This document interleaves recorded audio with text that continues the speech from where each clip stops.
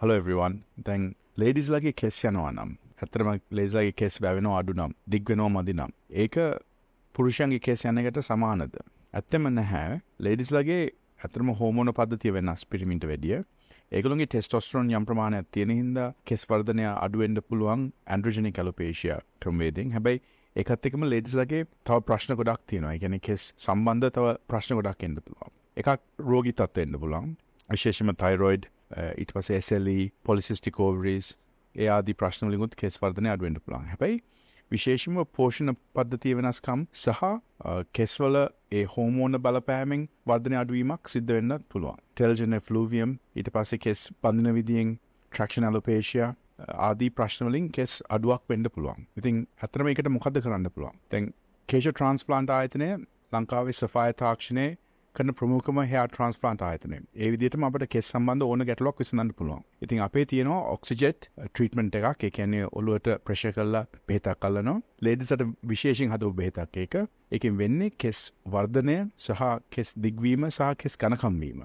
ඒක මේ දිනවල නොමිලේ අපි කරනවා. ඉතින් ඇත්තටම ඒක රුපියල් 50000ක් විතර වටිනවා මාසෙකට. හැබැයි අපි ඒක නොමිලේ දෙනවා. අපේ ප්‍රොඩක්ට් සීමිත ප්‍රමාණයක් තියෙන. ඉතින් අර පුළුවන් තරම් ඉක්මනට කෝල් එකක් දීලා දිනයක් වෙන් කරගෙන එන්න.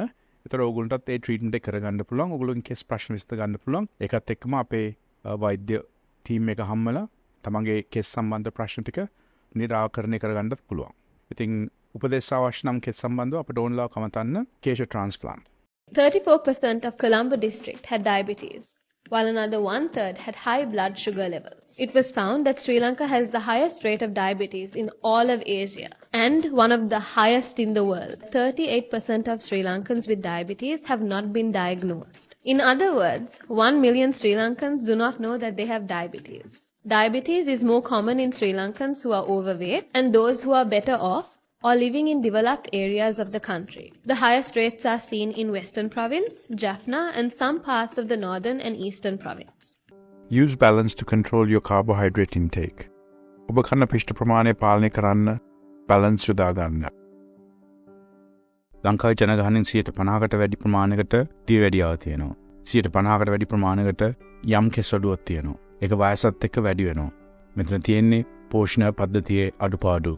ඒ පෝෂණය නිවැරදි කරගෙන ඔබට අලංකාර කෙස් කලමක්, පැහැපත් හමක්, සාධ්‍ය වැඩියාව නොවෙන්න පියවර ගන්න, අදම ගන්න, බැලන්ස් ජීවිතේට බැලන්ස් එකක් ගන්න කාලේ හරි නේද?